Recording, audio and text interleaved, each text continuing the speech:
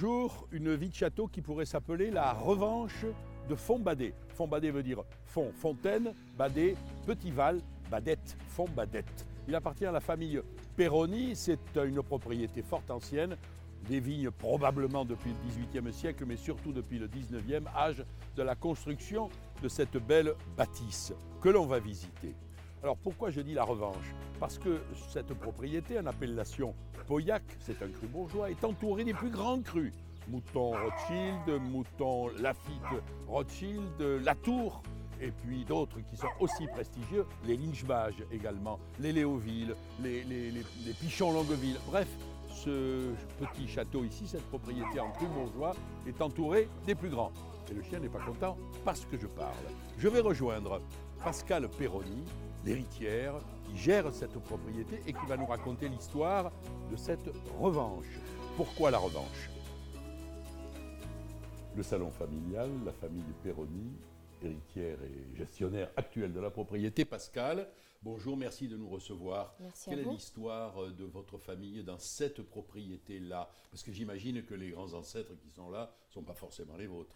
Non, ce ne sont pas les miens, ce sont des anciens propriétaires de Fontbadet, puisque mon grand-père a acheté la propriété après la guerre, dans les années 50, sachant que c'était un Corrézien d'origine. Ses grands-parents venaient de Mémac, près Bordeaux, vous savez. Mémac, près Bordeaux, oui, c'est juste absolument. à côté. C'est ce qu'on dit à Libourne et en Belgique. Tout à fait. Donc, sur Fontbadet, je suis la 4e génération et je suis en charge de la propriété depuis les années 2000. Pourquoi votre famille a acheté dans le Médoc? Parce que c'était à ce moment-là facile, faisable? Tout simplement parce qu'en Corrèze, c'était la misère. Donc, comme d'autres, mes aïeuls sont venus, ne se sont pas arrêtés du côté de Libourne, parce que c'était déjà bien occupé, sont partis vers le Médoc. Et certains ont commencé déjà à travailler dans le milieu viticole, puisque mon arrière-grand-père, du côté de ma mère, était administrateur du château Mouton Rothschild et avait les pleins pouvoirs du baron durant l'occupation allemande. Et au même moment, du côté de mon père, j'avais un comptable à Lafitte Rothschild. Alors ça, c'est très curieux, parce que c'est pas la première fois que je rencontre ce cas de maître de chai, de comptable, d'administrateur de très très belles et très grandes et très prestigieuses propriétés qui après ont leur propre vigne et s'établissent à leur compte et utilisent, je suppose, ce qu'ils ont appris chez les grands. Tout C'est à le fait. cas de votre grand-père et... Tout à fait. Mon grand-père, des deux côtés, avait des petites propriétés que par les mariages et les héritages, nous avons récupérées. Et quand mon père a été en âge de travailler, il a eu le choix, soit travailler chez un grand, soit être petit, mais chez lui. Et il a choisi d'être petit chez lui. Merci papa. Si vous voulez bien, on va vous suivre et on va peut-être mettre des bottes ou des parapluies parce que le temps est changeant en cette fin de printemps 2016. La pluie, le soleil, alternance de nuages bas, comme on dit. Et on va aller dans les vignes. Vous nous parlerez du sol et des méthodes de culture. On y va.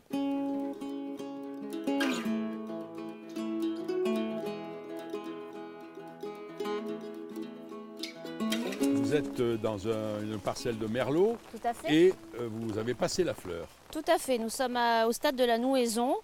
Et si vous pouvez, Vous pouvez voir, compter les grains. on peut commencer à compter les grains puisqu'on est au stade tête d'épingle. Votre mode de culture, je vois que vous avez chaussé les pieds, ça veut dire qu'à un moment donné vous les déchaussez, puis vous les rechaussez. Je ne vois pas d'herbe, ça veut dire quoi? Ça ne veut pas dire qu'on utilise des herbicides. Depuis 2012, nous retravaillons les sols, c'est-à-dire absence totale d'herbicides. Vous nous avez expliqué que vous avez des parcelles sur qui ne sont pas d'un seul tenant, dans 3 endroits différents. Tout à fait. L'un vers Mouton Rothschild, l'autre ici et l'autre... Centre de Pauillac. Voilà, au centre de Pauillac. Bien.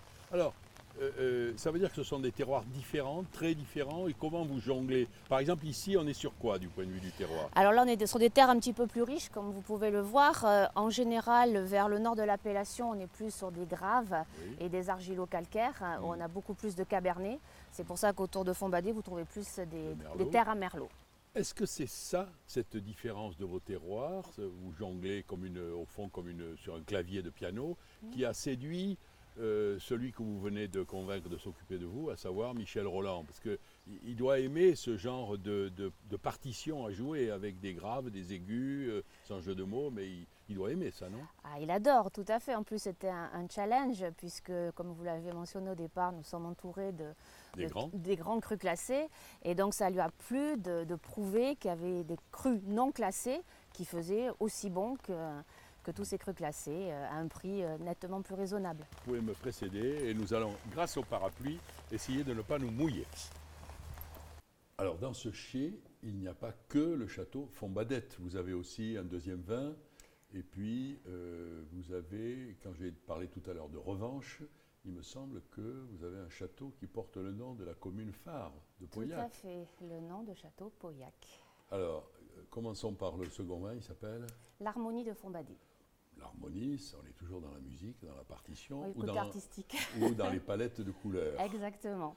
Bon. Quel type de vin vous voulez offrir? Je ne parle pas de Château Pauillac, on va en parler tout à l'heure. Quel type de vin vous voulez offrir aux consommateurs de 2016 et des années suivantes? Puisque, on le sait, les goûts ont quand même évolué. Comme vous le dites, les goûts ont évolué, donc dans ma manière de vinifier, ça a évolué aussi. Donc, je ne veux absolument pas gommer les caractéristiques de l'appellation Pauillac, c'est-à-dire des vins qui sont à la fois charpentés et élégants, mais j'essaie de faire des vins qui sont à la fois soyeux, qui sont... Alors, j'aime pas le côté dire féminin, hein, ça, on va l'arrêter de suite.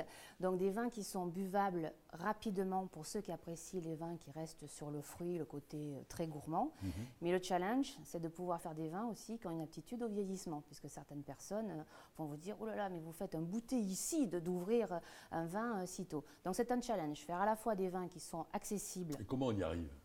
C'est un secret, je ne vais pas vous le dire. Oui, enfin, je ne sais pas, j'imagine que il n'y a pas tout des secrets là. Non, mais ce sont dans les techniques de vinification. On maîtrise les températures, on va extraire que si vraiment on a eu des fruits qui sont arrivés à une bonne maturité, où on n'a pas de verdeur, des choses comme ça. Chaque millésime est différent, on s'adapte à chaque millésime. Alors venons-en à cette affaire Château Pauillac. C'est quand même extraordinaire. Moi, je découvre l'existence d'un château Pauillac. Et il paraît que non, ça dure depuis... Mon père a acheté cette propriété, puisqu'il y a une bâtisse qui s'appelle Château Pauillac, à une vente aux enchères en 1971. Donc ça fait 45 ans, si je ne me trompe pas. Autant dire qu'à l'époque, ça ne valait pas grand-chose. Personne n'en voulait. C'était un moment de grande crise dans le négoce et dans le vignoble. Et donc, il a dû acheter cette propriété qui vous ravit aujourd'hui à un prix raisonnable, on va dire. Voilà. J'aime beaucoup le terme raisonnable. Bon. Alors, pourquoi reprendre sa revanche et d'une certaine manière remettre sur le devant de la scène ce château Pauillac? Pour embêter les voisins? Non, parce que les voisins, ils font ce qu'ils veulent et moi, j'aimerais bien qu'on me laisse faire ce que j'ai envie aussi. Sachant, donc, Château Pauillac, mon père l'avait exploité et avait commercialisé du vin depuis 40 ans. Moi, j'avais mis un petit peu un bémol parce que je sentais bien que Château Pauillac à Pauillac, Château Margaux à Margaux, il y avait quelque chose à faire. Mais je n'avais pas eu le déclic, je n'avais peut-être pas la maturité aussi, hein, pour se rapprocher du raisin. Et le déclic, il est venu comment? Le déclic, il est venu de ma rencontre avec Michel Rolland. Dont je parlais tout à l'heure. Alors, il a été excité par l'existence du château Pauillac ou aussi Ça a été un déclic, je pense, puisqu'il m'a dit Château Pauillac, c'est hyper intéressant, on va faire quelque chose d'un petit peu original. Il vous a fait inventer un procédé qui n'est pas nouveau, qui est très ancien, mais qui consiste à mettre la vendange dans la barrique, à refermer la barrique ensuite. Et alors, qu'est-ce qui lui arrive à cette barrique après? On ne la laisse pas toute seule comme ça dans son coin.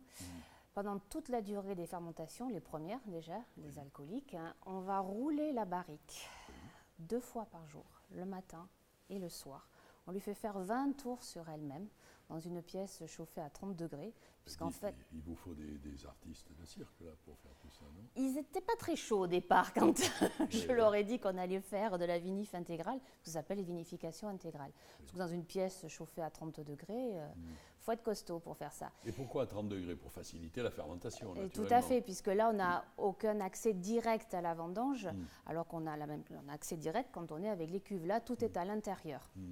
Alors, ça veut dire quoi? Que vous gardez à l'intérieur de la barrique les peaux de la baie? Tout. Vous avez la peau, la pulpe et les pépins. Alors, qu'est-ce que ça devient après? Parce qu'il y a une deuxième fermentation. La malolactique. Voilà. Après. Et à quel moment la peau et les pépins disparaissent? Ça ne disparaît pas comme ça. Ça Oui, serait j'imagine. bien. Oui. Mais donc, on fait nos roulements jusqu'à la fin de la fermentation alcoolique. Ça se voit sur les barriques d'ailleurs. Hein. Ah bon, on va pouvoir le voir tout à l'heure. Oui, vous allez voir. On les voit parce que les barriques, on a l'impression qu'elles ont pleuré. Parce que par la bonde, évidemment, il y a des petits débordements. Et donc, une fois que les fermentations alcooliques sont terminées, on va laisser encore macérer tout ça en faisant des roulements aussi, mais un peu moins fréquents. Et puis après, qu'est-ce qu'on fait? Alors, il faut filtrer. On relève la barrique, Oui. on ressort le fond de la barrique, donc retour du tonnelier.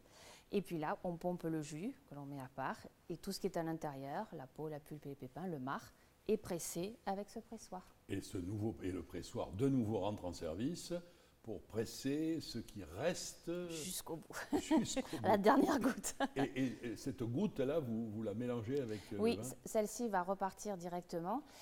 On a refermé entre-temps la barrique et on va lui laisser finir ses malots. Lactique. Voilà, s'il n'a pas été fait avant. Et c'est ça qui devient le vin Château Pauillac. Tout à fait. Pascal, merci.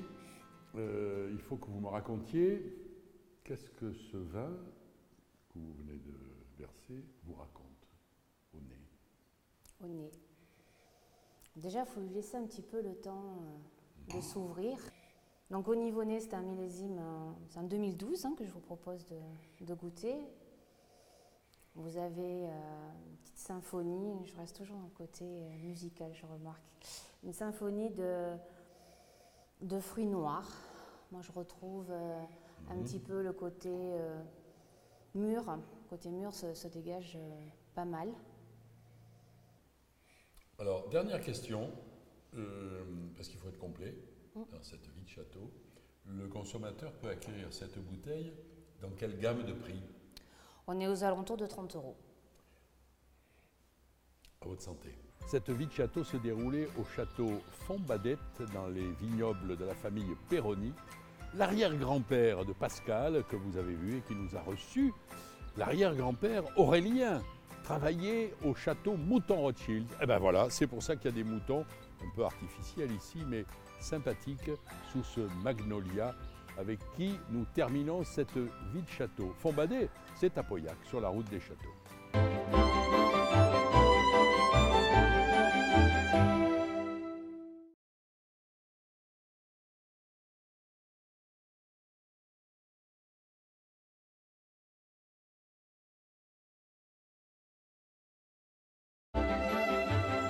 Tout de suite, c'est la vie de château au château Fontbadet, appellation Pauillac, avec des surprises et une revanche.